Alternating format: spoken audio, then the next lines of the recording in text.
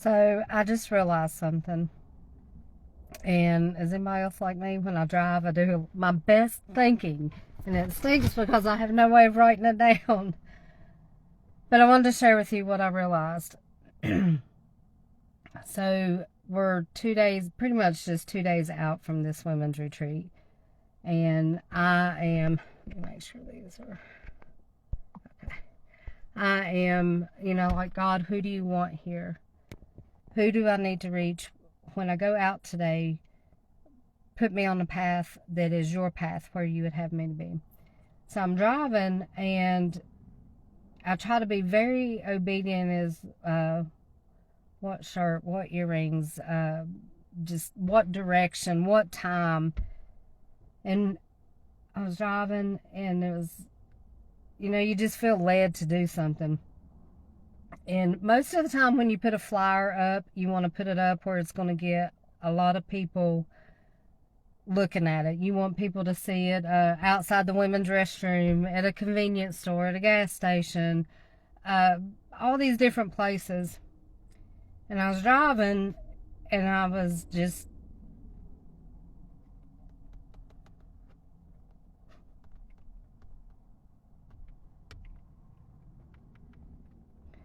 led to go to the funeral home. And I kind of giggled. I was like, boy, I'm glad I'm not going in there to make any funeral arrangements, number one. Number two, how crazy that that's where you would want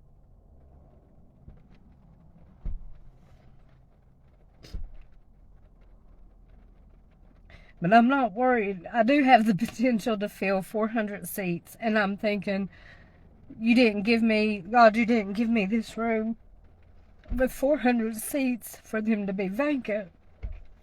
And it's not about, oh, let's see if we can fill the seats. It's about, I don't want an empty seat because I don't want anybody to miss. And you know what? The funeral home is a perfect place to go. And it's like I was telling Bill, the guy at the funeral home, I said, I know this is going to sound crazy, but death is why I'm on this journey that I'm on. I don't want to waste not one single breath, not loving, not living, not enjoying life. And death can really take a toll on somebody, even if you've been brought up around it all your entire life. And I don't think any death is less significant than the other. They just all affect you differently. I want that one woman that has just buried a parent that will never hear happy birthday from their mom. I want that girl who her dad will never walk her down the aisle. I want her surrounded by people that will do everything they can to encourage her, to help her be a better person, to help her know, look, it may not be exactly as planned, but this is the best plan, and moving forward is the greatest thing that you can do.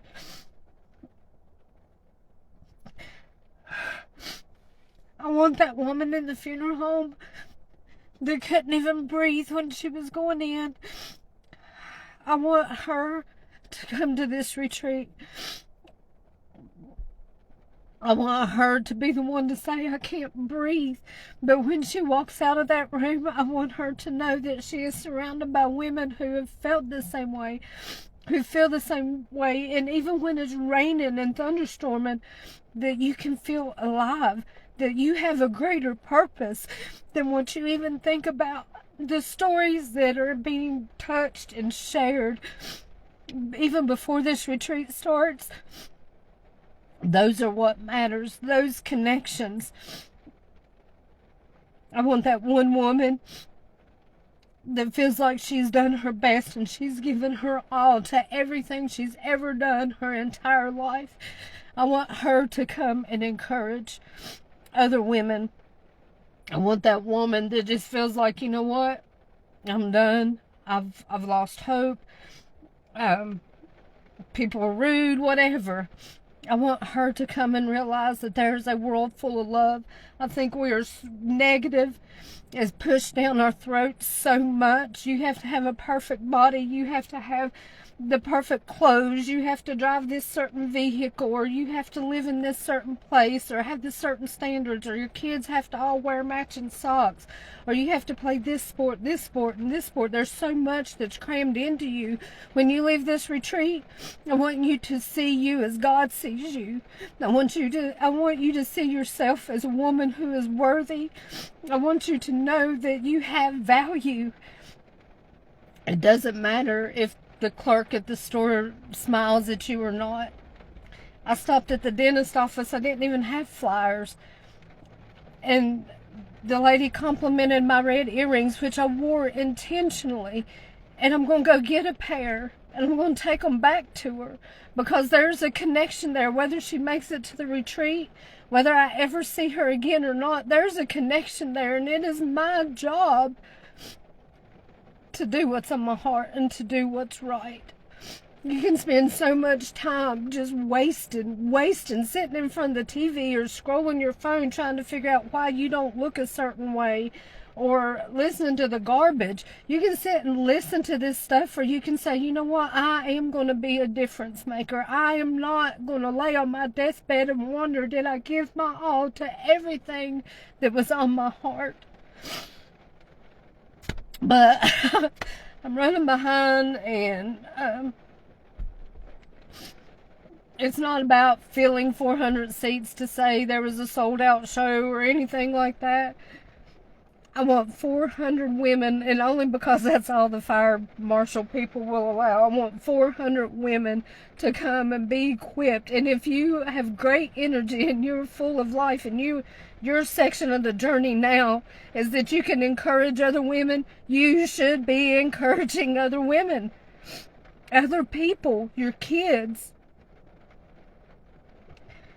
Saturday, March 2nd, Pipestem State Park, at the ballroom, we're going to have a blessed time. We're going to listen to women who are eagerly ready to fly from Texas to pour into you. She has a story that she wants to tell, but she also wants to encourage you to tell your story.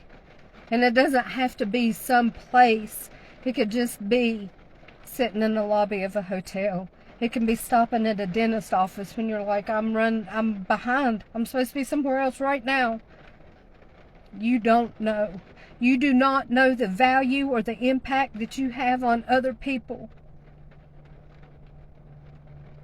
And you will never know if you never try and you never be intentional about making a difference. I want to encourage you.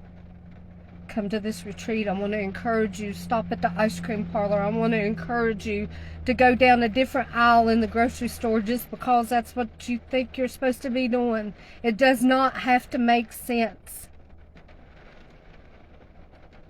Live your life intentionally, on purpose, with encouragement, and with no regrets.